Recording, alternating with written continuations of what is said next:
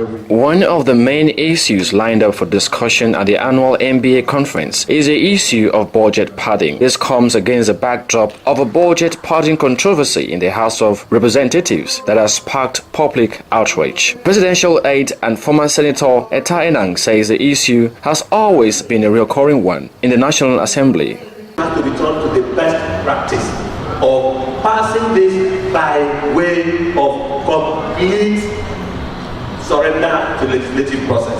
Otherwise, we will still be having this problem. The final thing I want to mention, the very final thing I want to mention is that there is a practice in the legislature where after the legislature has passed the bill and it is the day they vote and proceedings, the clerk to the National Assembly and the legal department will go and redraft the bill. Redraft it. They say it is in the draftman's language. And I have always said that when the legislature passes the bill, with the gavel gone, with the mess, nobody can put anything there. An expert in the budgetary process, who is also a lawyer, is advocating thorough scrutiny of the budget before implementation. He also spoke on what constitutes a crime in the process.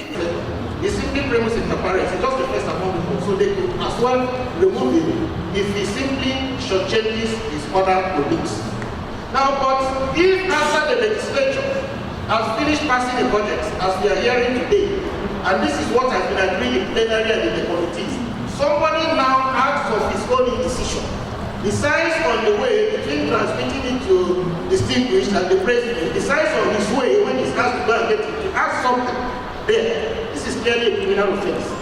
It's clearly a criminal offense for which EFCC and ICPC should intervene.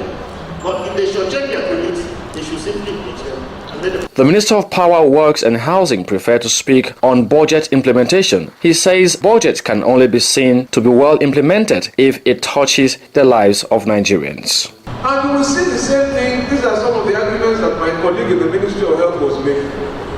That look, I have enough primary health centers across Nigeria. What I don't have in them are drugs. So don't put more budget to build health centers for me.